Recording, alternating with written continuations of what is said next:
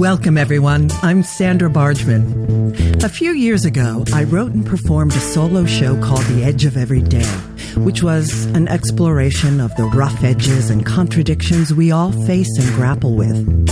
The show hit a nerve, and the relevance of the topic would only grow over time more than I could have foreseen. So, here we are.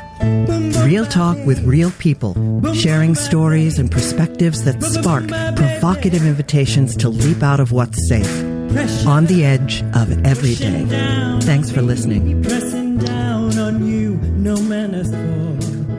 Hello, everyone. We are live in the Hive, and I'm so excited to have you join me for the debut of my podcast, The Edge of Every Day. Some of you watching or listening in know me, but some of you may not.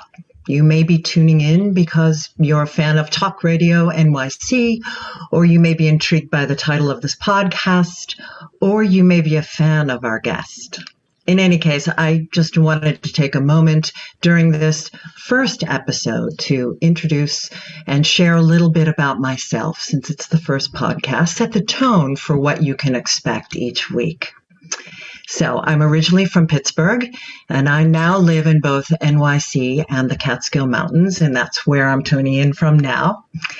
I have two great love relationships, my husband and my kitty. And I love to do two things. Well, I love to do more than two things, but for the sake of this podcast, I love to do two things.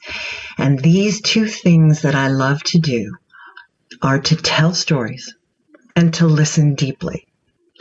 Literally, those two things are my job. Those two things that I love show up in all of my career choices. I'm what they now call a multi-hyphenate. Yeah, I know that was a new word for me too. Trust me, now that you've heard it, you're going to see it everywhere. Multi-hyphenate. It's just a fancy word that means I have more than one career happening at the same time. But truthfully, many of us do. So the first one is I'm a lifelong professional actor, singer, songwriter, voiceover artist. The second one, I am a seminary-trained, ordained interfaith, interspiritual minister, a counselor, and wedding ceremonialist. And third, I'm a presentation leadership coach. So recently I was having a wonderful conversation with a girlfriend of mine, a talented Broadway actress, and she's also a presentation coach. And we were talking, and she, out of the blue, calls me a walking Venn diagram. I love that. It's perfect. It's a perfect metaphor because indeed, I do walk the edges of these three communities, and it's where they connect, where they overlap. In the center of these three, you will find storytelling, deep listening, and my number one, my passion, my mission, know thyself. Yes, the ancient Greek Delphic maxim, know thyself, is at the heart of every artistic and creative journey. It's at the heart of every spiritual journey, and it is at the heart of every leadership journey. Know thyself is at the core. It's the core theme of my solo show, The Edge of Every Day. And it's the core theme of this podcast. And it's because it's not always easy to know thyself. It takes courage to get real about who we are, both individually and collectively, to get real about, to even notice that, even recognize that we have edges, that we balance them, that we transform them, that we learn from them. Exploring our edges is about as real as it gets. So it's through these weekly conversations with friends and colleagues from all three of my communities that we'll lean in and we'll explore our rough edges and we'll explore what that even means. So thanks for listening in. And without further ado, it's time for me to introduce my glorious guest. I'm so excited. Heather Roan Robbins is a ceremonialist, a counselor, and a world-renowned astrologer for over 40 years. She is the author of Moon Wisdom, Everyday Palmistry, and several children's books. She writes the weekly column Starcodes for We Moon Calendar, and she is the creator of the hot off the presses Starcodes Astro-Oracle deck. We'll hear all about that and more. Welcome, Heather. Hello, Sandra. Thank you for bringing me along on your first show. Oh, it's so great. So great to have you. Thank you so much for supporting me, being my guinea pig on my first one. Before we get started, I want to share with our listeners how you and I met, because I think, again, for my first podcast, it's really relevant. And it's a heartwarming story. And everyone will understand why I share it at the end. So back in 2005, after grappling with a lot of rough edges that I won't get into at the time, I decided I wanted to step out of the proverbial spiritual closet and enroll in an interfaith seminary program, which there were 2 of them at that time in New York City. And I made an appointment to attend an open house at the first one, the New Seminary for Interfaith Studies. I attended, and there were about 10 of us, 10 other people who were looking to find out more information and to see if they wanted to enroll. And Heather was also in attendance as a new graduate of the program, and she also spoke about her experience. And it was her soul-stirring story, her practical wisdom and insight, and her understanding of how interfaith ministry fit into her personal journey that hooked me and resonated so deeply. Oh, Heather. That was wonderful.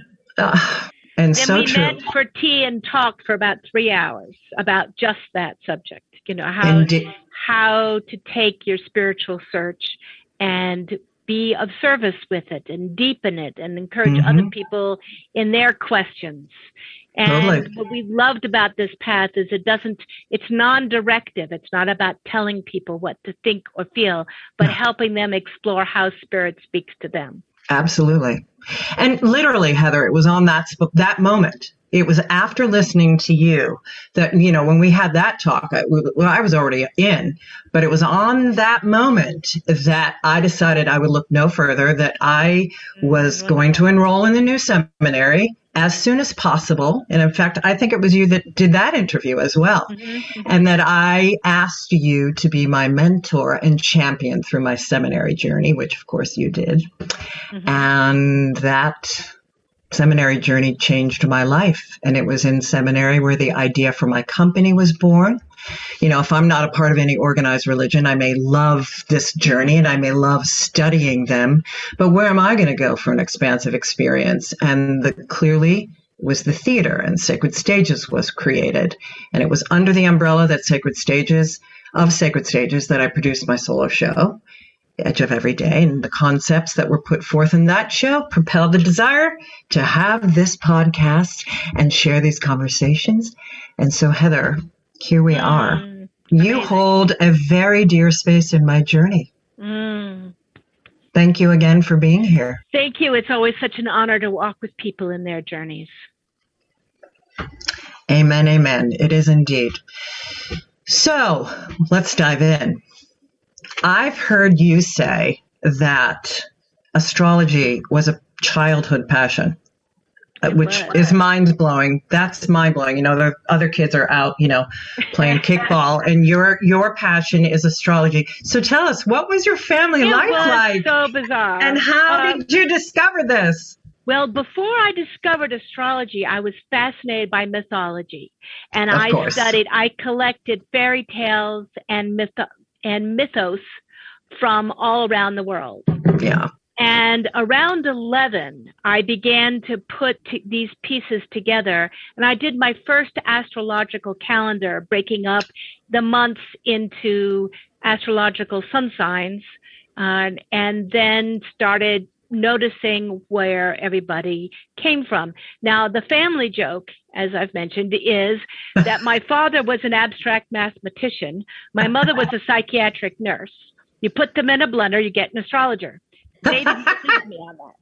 But it was, they both use intuition in their own way. My father was so intuitive, and that he would sort of put his mind out into, he said the only practical form for his mathematics was in black holes where time runs on skew lines. He was a topological dynamics. And he really couldn't put a light bulb in. He really never learned how to drive. He was very good at what he did. And my mother, who was extremely eclectic, was a psychiatric nurse and an occupational therapist, and really an artist, and was wildly intuitive and wouldn't admit it. But we had frustrating moments all the time. So we're like, let's go down this way. I go, anyway, long stories about how she wouldn't admit why she was overloading sometimes and what was going on, and how her intuition worked. She didn't have much control over it because she didn't admit it was there. Right. Most people, when they're starting to study how to use their intuition, learning how to close it down and open it up to notice what is theirs, what is their story about their intuition, was my mother would get a hit, and then she would develop this fear-based story around that hit rather than stick to what was real and true. And didn't know how to parse that apart. And that's, one of the trickier parts of developing your intuition, but it's an essential part. So I had that on one side, my father's mathematics on the other side, my study of mythology. And I went to my first year in high school, I was working, volunteering with the telephone operator back in the day when they had a switchboard at the school. Oh my goodness, I love it. And the woman who ran she was not only the switchboard operator, but basically the receptionist for the school, was the niece of a famous astrologer. Her father, her uncle, was the astrologer for the early stages for the Reagans and for other Hollywood types. So she was a better counselor, much as she didn't agree with her uncle's politics. She was a better counselor with her charts in front of her than the school psychologist was. Without the chart, she was a nice person. With the chart, she was really helpful to people, all these young kids.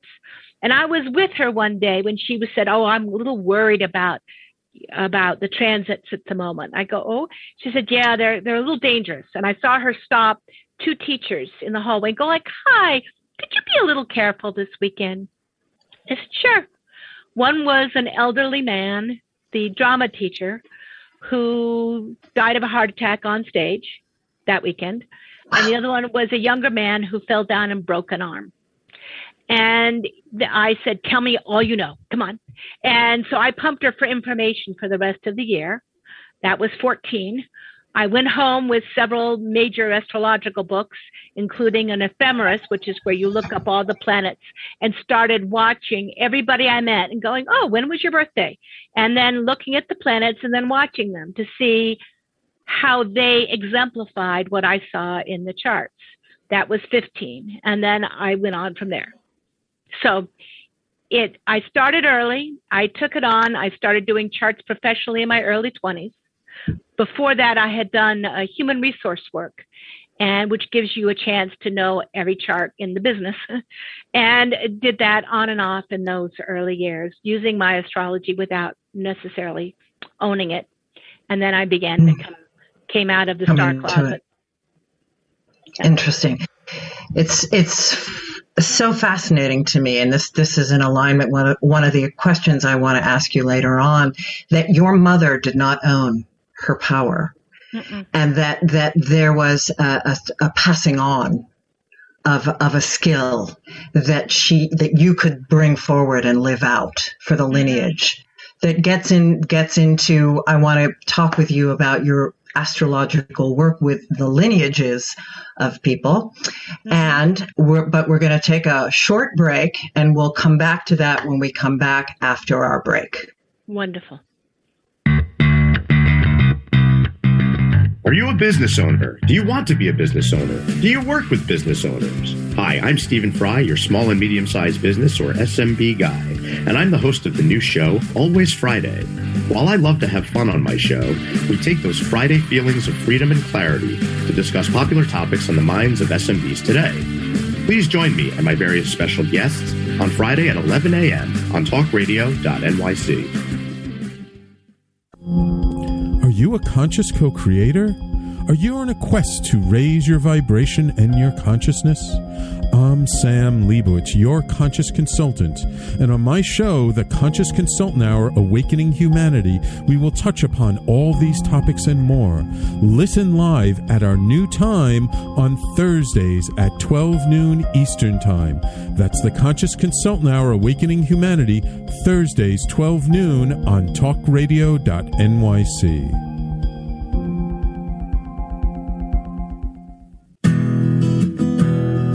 Are you interested in having a better relationship with yourself, others, and God?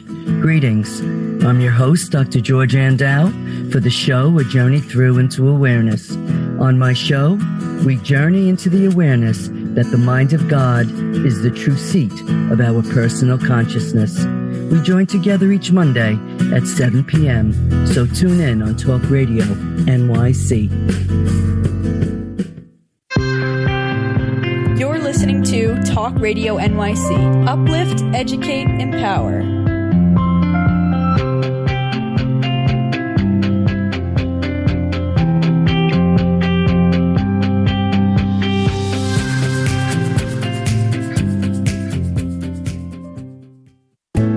Chipping around, kick my brain to the ground. These are the days it never rains, but it pours on the edge of every day.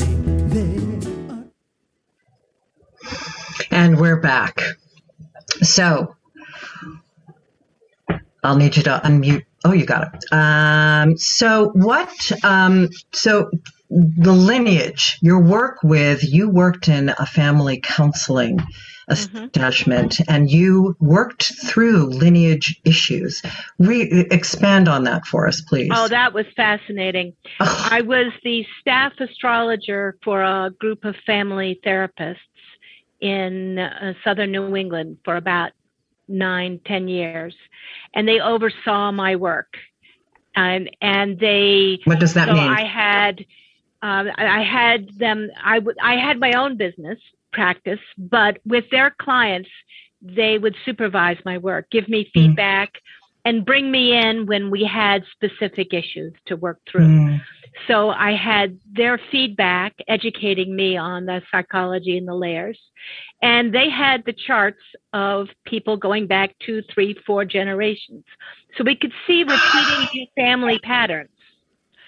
And we could see, I specialize also in families that deal with adoption and with, misassigned parentage. You see someone who isn't the same repeating pattern, but they're the missing piece in a family. Interesting. So my brother was adopted in. I had a brother that was adopted out 10 years before I was born. My mate was adopted by an aunt and an uncle. So we've had close-up versions of this to watch how it happens. And for instance, my father is almost all water signs. I'm heavy on earth with some fire. My mother is air, and more air. And my brother is all fire. So he's sort of the missing, and one of his planets touches each point, each of our charts exactly. And I see this often in adopted families or fostered families or the kids that come in or the kids that are trying to figure out where they belong in the family. And it's a gift to watch as the repeated patterns, the same issues will come up. You can see, this person is dealing with the karmic lineage of that grandfather and that uncle and that back. And how can they take that issue and live it well? Each planet, each sign, each aspect has a positive aspect, a practical aspect, and a real challenge. And it's always up to free will and grace. Which part of it? You're never trapped, you're never stuck. But if you can understand the pattern, you can choose to live out a more positive aspect. An example that's pretty clear is alcoholism and addictions. On Neptune's positive side is spirituality, group experience, intuition, imagination. Practical Neptune is water, liquid, oils, things that flow and don't have boundaries. Negative Neptune is illusion, delusion, escapism, addiction, drowning, poisoning. Often you'll find a family that's got a very strong spiritual lineage, and that gets interrupted where they feel, they're so hurt by events, or they're so traumatized, or there's a break in their ability to reach in, or they're disillusioned by the old church and they haven't found a new one. And that craving for spirit gets so intense that they go into spirits. And there is a need for alcohol or escapism in some form. Absolutely. And if you can use group experience, the idea with group experience, with AA, for instance, is you're sitting in a room soaking up the psychic environment of people who think they can do this and turn their life around. And so you use your intuition to absorb that, and you use spirituality, whatever form you choose, to help you direct that and to feel like you're a part of something. And that's a positive use of Neptune versus the negative use. But you can see that pattern that runs in the family. Yeah.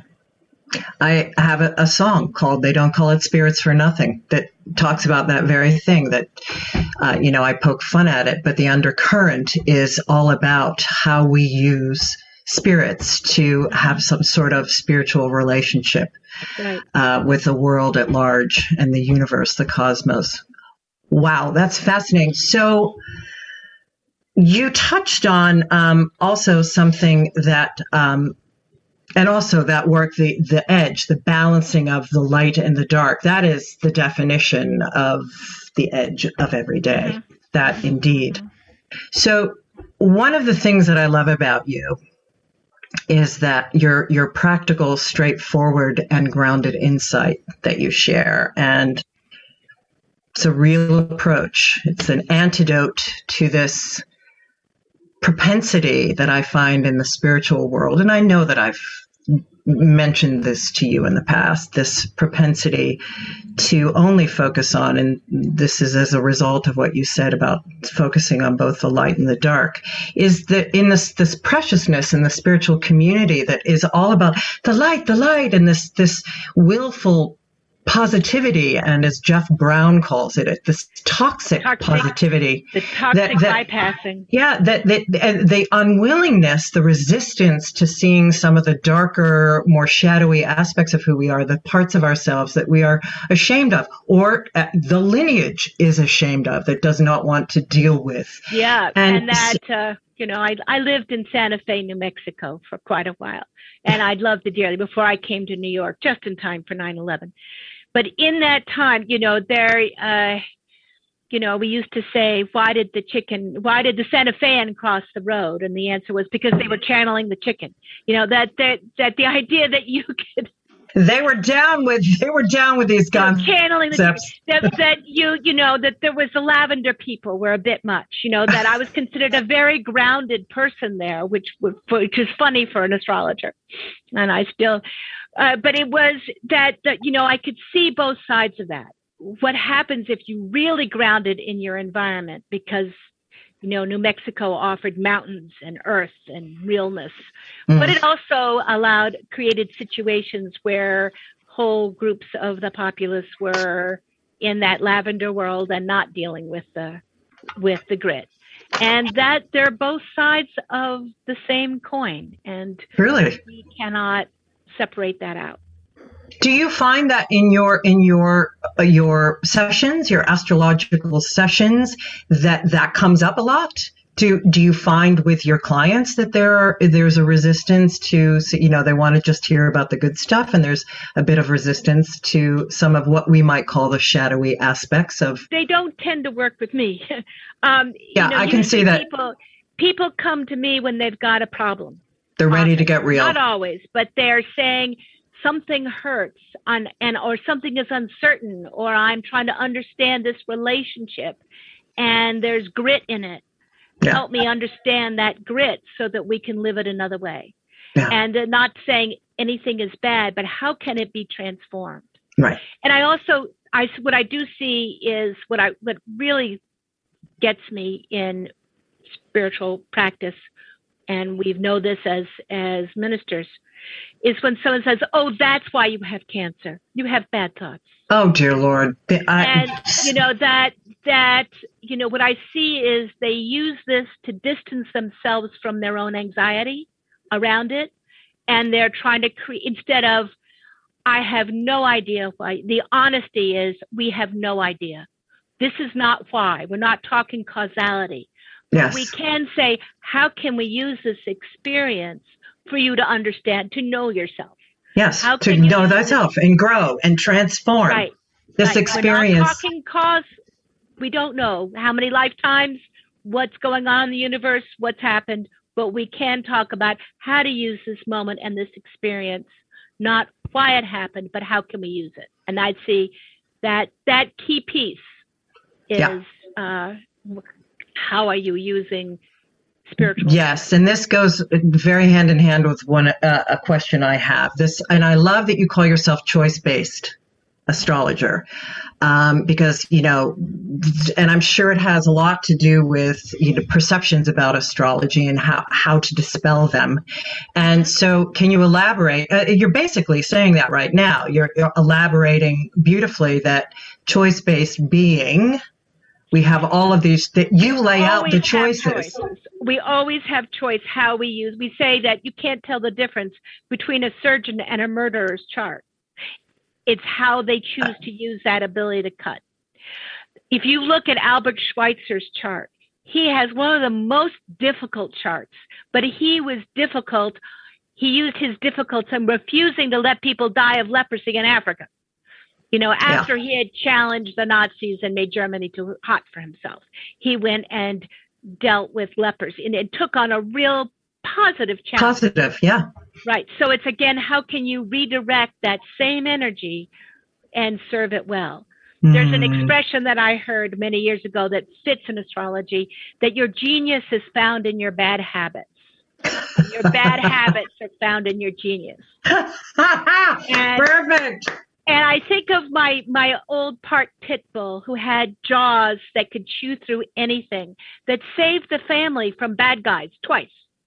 But she also ate shoes, cut through seat belts.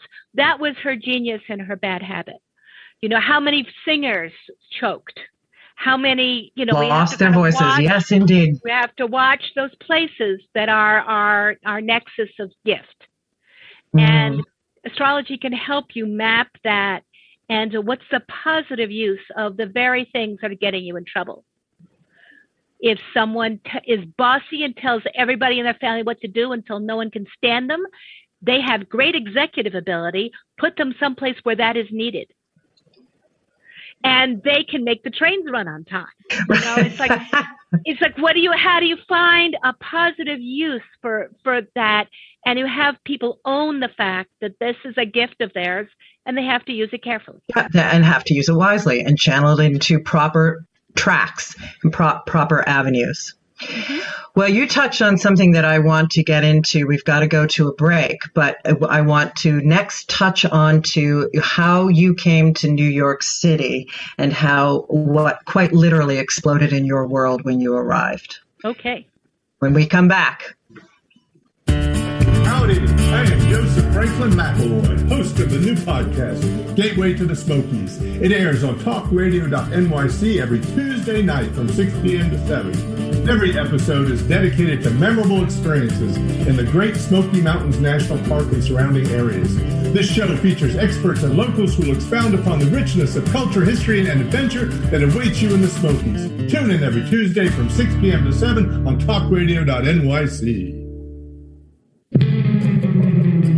Are you a cannabis enthusiast, a cannabis professional, or interested in entering the cannabis space? I'm Johnny Tsunami, and this is Planet Baco Lolo, a less taboo view.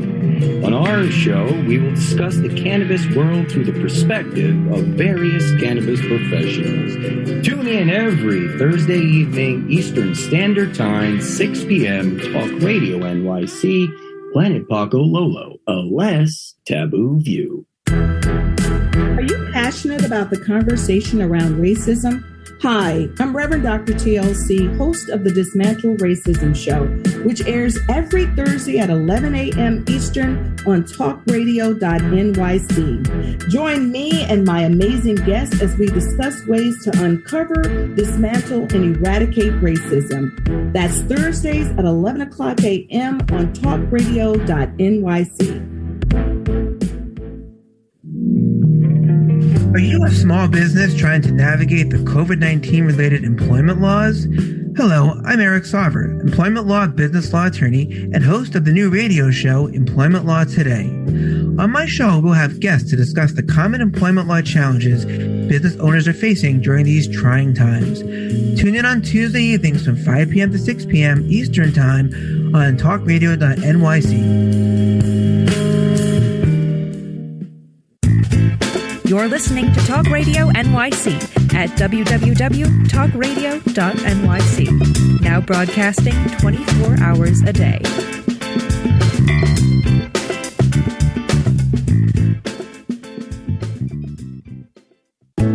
Chipping around, kick my brain to the ground. These are the days it never rained, but it pours on the edge of every day. And we're back. So, yes, let's get into that. How did you come to New York City? What was that? What brought you? And what exploded on the scene? And what happened as a result? I was living in New Mexico, in Santa Fe, where I had come to take care of a friend, found she was dying, and stayed for 12 years. It was wonderful, beautiful, powerful place to live. But it is a little bubble in the world. Bubblish, yeah. Beautiful, but it's a bubble. And I started having dreams that I had met a wonderful partner and we were getting closer and thinking of getting married. And I started having dreams where the phone would ring and I would pick it up. It'd be in the middle of another dream. And the phone would ring and I'd go, yes. And I'd hear this deep female voice saying, I'm sending you back to the front lines. I'm sending you back to the front lines. Exactly. And it happened like over and over again, like once every month or so, for about 6 months. We married. 3 days after the wedding, Ren was offered a job in New York City. Right. We got there August of, 2001. Mm-hmm. 3 weeks before 9/11. I had gone back to New York, back to New Mexico to help close up shop after we had moved here. And boom, the whole world exploded and I could smell burning bodies for 6 months. Oh, yes. As we all could in New York. And you got real, suddenly who cared about astrology for the moment? And people, they were dealing with edges. I was in the middle of Pluto transits. I was not that surprised. I thought, okay, I'm going back to New York. That's the front lines. Well, nothing compared to New York after an explosion. One of my oldest clients who had been in New York, who had worked with for 10 years and was living there, was an EMT and a French translator. And she was down at ground zero working as an EMT and she'd had a wild experience 10 years before that I had known her through, where she had been walking in New York and seen bodies and ashes falling from the sky, had been so traumatized by that she had to do, PTSD training for, an EMDR and all that for years. So when bodies were falling out of the sky, she was down there right away because she was ready for it. She saw those bodies falling out of the sky. She saw that. She had gone through the experience. And she could use all of her training to help everybody else who was dealing with the trauma of that. She was down there for the next 3 months.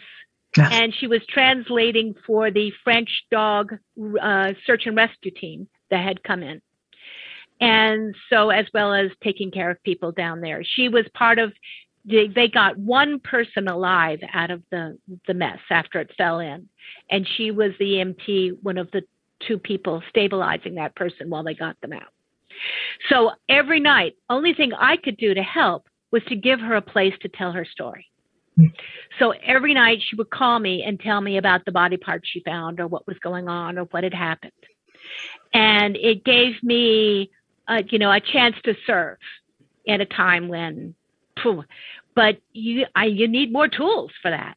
Yeah. And that's when I went to an interview with the new seminary, and I heard Rabbi Roger describe working down in the pit with his little chaplain hat on. And that, a lot of the first responders had training on how to handle trauma, but the construction workers that were operating the forklifts, the big cranes down there had not. Yeah. And one day he was just down in the pit, and he see the lunch horn honked, and a guy gets out of the crane and just bursts into crying. So he comes over and hands him Kleenex and nods, and he sees the chaplain, and he talks to him, and he tells him what he saw, and he tells him what was going on. And Rabbi just kept handing him handkerchiefs and nodding, doesn't say a word, kept talking, and the guy kept talking, and finally the horn rang, and he said, "I have to get back to work," and Rabbi nodded. Mm-hmm. And a week later, he saw the guy at the church that we're using as a staging center, and the guy said, "Rabbi, what you said last week helped me so much." And he hadn't said a word. But he had held space. Space, precious space. He held it with his heart. And I wanted to know that. I wanted to explore that and to deepen that and to add that to my toolbox. As I'm an astrologer, I work with tarot, I work with palmistry. I've had ways in and all these, but there was that piece of really opening my heart and listening and creating that space that I got from seminary. Beautiful. Now, did you do any chaplain study afterwards? I did not. I have always thought that might be something in my future lifetime. too. Yeah. And it is, but I work as under spiritual counseling. I hear a lot of people and walk through them, and I have walked several people and been acted as a death doula through several endings of people and their families' endings. So I feel that work is so powerful. Indeed. Oh my Lord. And I had my first experience. I was baptized by fire with my mother dying during my first year of seminary, and her asking me to be the minister at her funeral. And she and I planning that together and then showing up to do that in person. And so powerful. And I remember how glorious you were with me during that time. And, because it was baptism by fire. Well, what I often found is people would say, "Oh, I had to take some time out." I said, "You didn't take time out. When you say, I'm signing up to be of service to spirit. Period. Right. Then all of a sudden hell may break loose all around you. Yes, indeed. And that's part of your training. Mm-hmm. I said, only part of it comes in the actual program. The rest of it is you say, I'm going to show up, and spirit says, good, I need you here. Right. Yeah. And that and we also have to know when we can't do it and we need to bring in the extra troops along with us. So it is, but I find that everybody has a story who is in any form of spiritual training, not just our seminary. But when they say, I'm going to do this, I offer to show up, then life trains them. Yeah, truly. So how does your spiritual counseling or interfaith understandings and your spiritual counseling complement your astrological readings, your palmistry, all of that. How is that cohesively put together? Oh, give us an idea. All of my divinatory tools, and I'm always inventing new ones, like I just did. Of course. They're just different ways of getting in, and I see them as scaffolding out of my own issues so that I can look into somebody else's with a heart without getting caught in my own story. Or getting less caught in my own story. We always have to watch that. But to kind of really sit with their story. So I don't, some people just sit down and they read every possible detail in somebody's chart. And I find that most people don't hear it. So I ask them, what is it that you are here for? And I take that as the entrance point into the rest of the chart. And I make sure that it's a dialogue rather than just me monologuing, so that I can really sit. Some people need a monologue, but they just won't say anything. But most people need a cauldron, need a place to do the work together in, and to look at their life and their issues from the perspective with that scaffolding of the chart, with the archetypes of the chart working through. Gorgeous. Which is what we do. Yeah. Well, yeah. And I have said that all the work that I do, and I'm sure you can relate deeply to this. This is just another way of saying what you just said. It's all the same work. It's only packaged differently. Mm-hmm. It is. It's being present. Period. And each one has the other piece, we're talking about choice-based astrology before, that I think that by looking at all the different ways a person can live out their chart, it helps them make better choices. It can give them a map to work with. It won't get them out of the jungle, but it gives them a map and gives them, some guidance. Some direction. Right. And another piece I work with, I mentioned, is palmistry, which is a little harder to do over Zoom, but I have people send me snapshots of their hands. And I've written a book, Everyday Palmistry, which you can get online or Kindle, for people that work not with palmistry, but they work with people. They're ministers or massage therapists or lawyers, and, their hands, they can use the hands to kind of understand the people they work with at the next level down. But hands they always show a movable future. The hand that you that you write with shows more change than the other hand. But it tends to be, this is what, the passive hand is what you come in with. The active hand is what you're doing with it and what you can do with it. Yeah. So you'll see changes in lines if you watch your hand over time. I've seen lines get diffuse and fuzzy when someone starts drinking too heavily, or if they're not taking care of their health, you see the change. I've seen lifelines grow 1.5 inches when people made a decision. I've seen big changes in people's hands in response to the decisions they make and the habits they change in their life, that show that, when we've got that direction, we build, it's like conduit momentum in our life. Mm-hmm. Yeah. Truly. And that's been really fascinating to watch and work with. So, and the name of the palmistry book again? Is Everyday Palmistry. Excellent. Okay, so we are in need of a break. And for our last round, I really want to get into star codes and your brand new Astro Tarot deck, glorious Astro Tarot deck, and that is newly out. And when we come back, that's what we'll dive into. Wonderful. Hey everybody, it's Tommy D, the Nonprofit Sector Connector, coming at you from my attic. Each week here on talkradio.nyc, I host the program Philanthropy in Focus.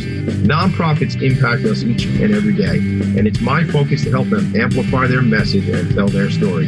Listen each week at 10 a.m. Eastern Standard Time until 11 a.m. Eastern Standard Time, right here on talkradio.nyc. Do you feel uninformed about menopause and how it impacts on your life? Hi, I'm Pat Duckworth, women's health strategist and host of the Hot Women Rock radio show, empowering women leaders at menopause. Join me every Thursday at 10 a.m. Eastern Time, 3 p.m. UK time on talkradio.nyc. for interviews with inspirational women who will share their top tips to rock your world. Have you ever thought of reinventing yourself? Are you looking to create a new life's journey? Hi, I'm Kevin Barbaro, host of Coffee Talk XL every Tuesday night live, 8 p.m. Eastern on talkradio.nyc. Tune in live to hear me and my guests from a variety of different backgrounds. As a former college coach and a current full-time actor and owner of multiple companies, my show is as eclectic as my life. That's Coffee Talk XL every Tuesday night, 8 p.m. on talkradio.nyc. You're listening to Talk Radio NYC at www.talkradio.nyc. Now broadcasting 24 hours a day.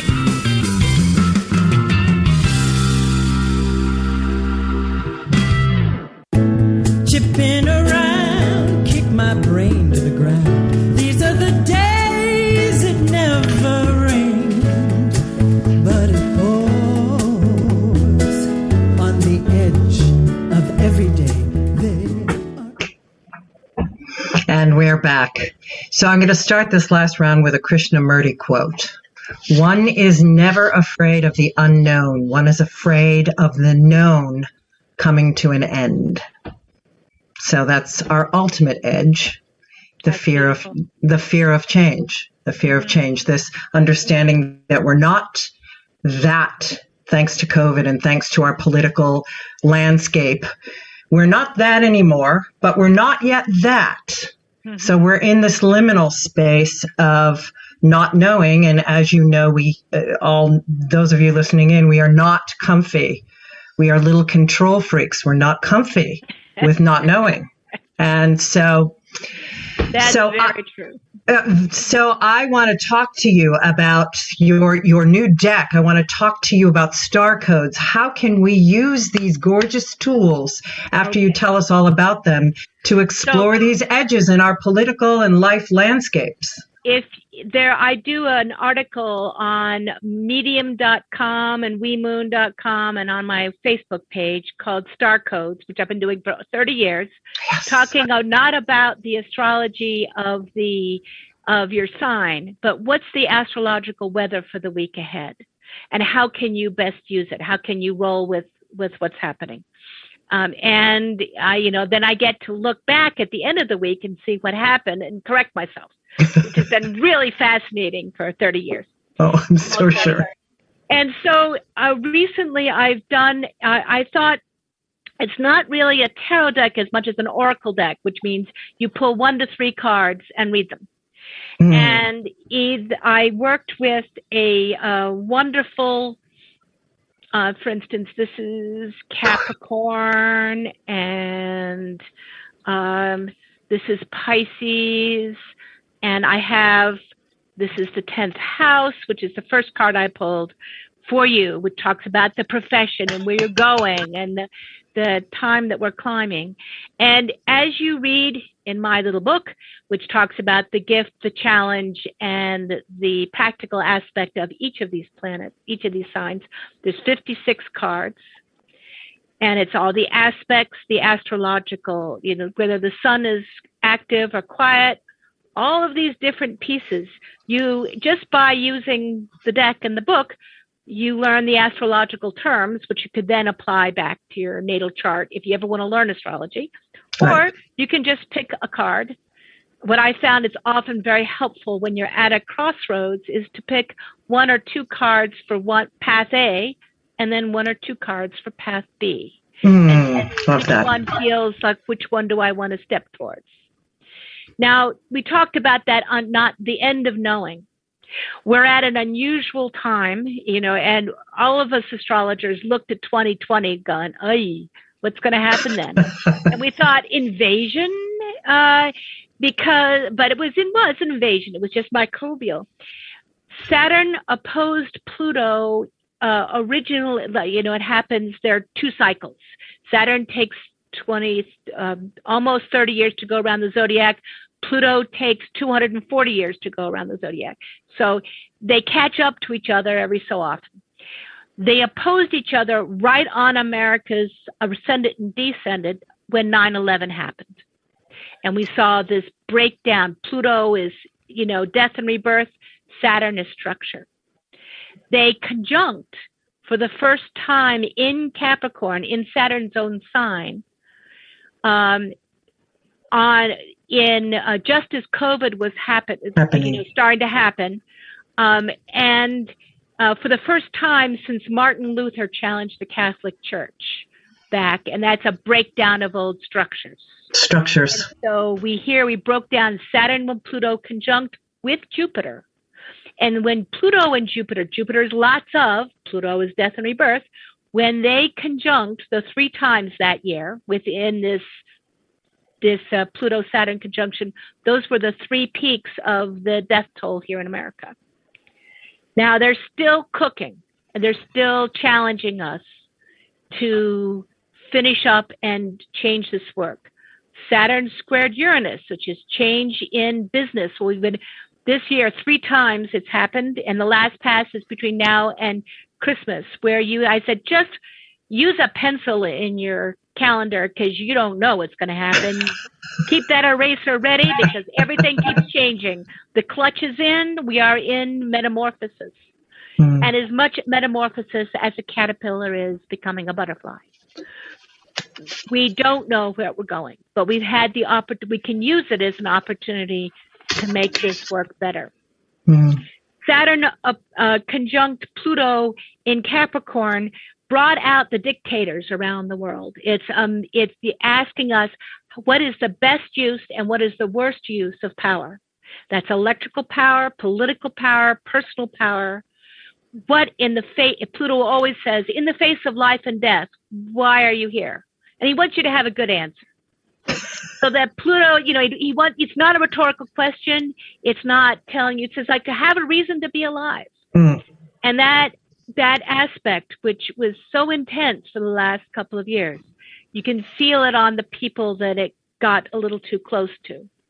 I had COVID just as the COVID began. I was in New York, they shut down, and it helped me kind of get back on track. What matters? Stick to what matters to you. So we see this in America's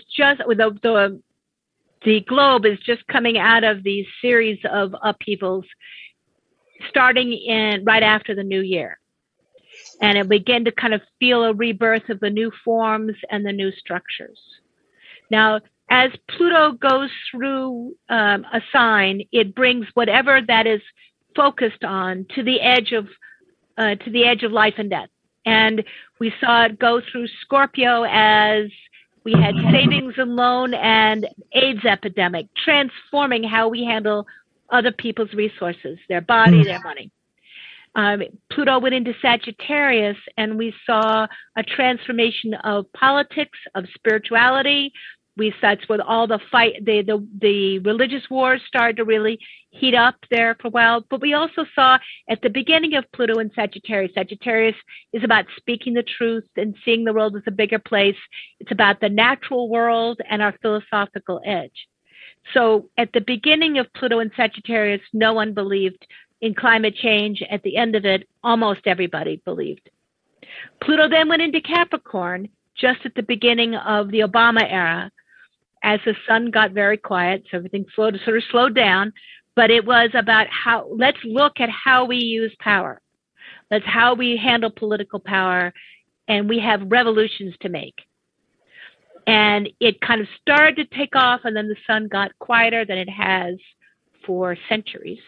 And it's just starting to get active again. We're starting to see sunspots. And the sun acts like the volume control. It doesn't.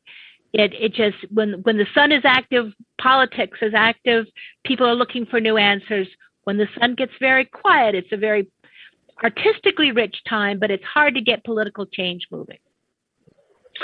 So that got a little quiet there for a while, even though there was so much promise and beginning at the beginning of that era. So now we see some new changes coming up. It started to get active, and then we got active in very difficult ways last winter as Pluto conjunct Saturn exactly during, January 6th and other exciting moments. in our country's politics. America is going through its Pluto return. Pluto is coming back to where it was when the American Revolution happened. It was exact right before it's about where it was during the Boston Tea Party. And the kind of, again, what's the right use of political power here in America? Yeah. It's asking us to come back to our vision statement. Absolutely. So that's kind of interesting, all those layers. So my fantastic hope with this is that you get to use the cards, which you can get anywhere, Amazon. They just came out through Hay House. Excellent. Without having to know astrology, you can get some of the benefits of the symbolism and the archetypes and use them and say, what medicine do I need now? I need a little extra sixth house about sustainability, or I need, a little extra south node and finish working through my past, and to kind of use it to help us understand what we need, what medicine we need. Excellent. What will help us. So we can find that deck at Amazon and anywhere else. Bookshop.com, Barnes and Nobles, a couple of other places. Fantastic. And hopefully at your favorite bookstore. Indeed. Better. And folks, you can find Heather at also and Starcodes and Heart Codes at Roan, ROAN Robbins, ROBBINS.com, all one word, Heather RoanRobbins.com. Or you could just Google Starcodes and you'll find me eventually. Excellent. Well, we are at the end of our time together, Heather. And I can't thank you enough for joining me for this birthing podcast. Thank you for your wisdom. Thank you for your sacred space and your friend. Your good questions. And your good friendship. And on that, we're going to close out with this edge quote. I want to stand as close to the edge as I can without going over. On the edge, you see all kinds of things you can't see from the center. Kurt Vonnegut. Thanks, everyone, for tuning in. I look forward to seeing you next week at 8 p.m. Eastern Standard Time. Till next time, take good care. Bye. This is our last dance. This is our last dance. This is ourselves under pressure. Under pressure. Under pressure. You're listening to Talk Radio NYC. Uplift, educate, empower.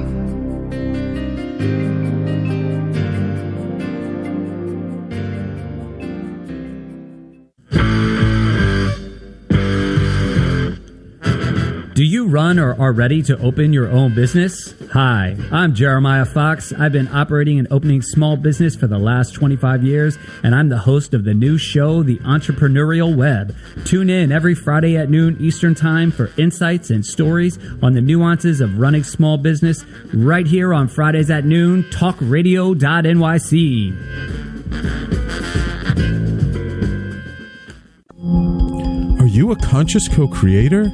Are you on a quest to raise your vibration and your consciousness? I'm Sam Leibowitz, your conscious consultant, and on my show, The Conscious Consultant Hour, Awakening Humanity, we will touch upon all these topics and more. Listen live at our new time on Thursdays at 12 noon Eastern Time. That's The Conscious Consultant Hour, Awakening Humanity, Thursdays 12 noon on talkradio.nyc.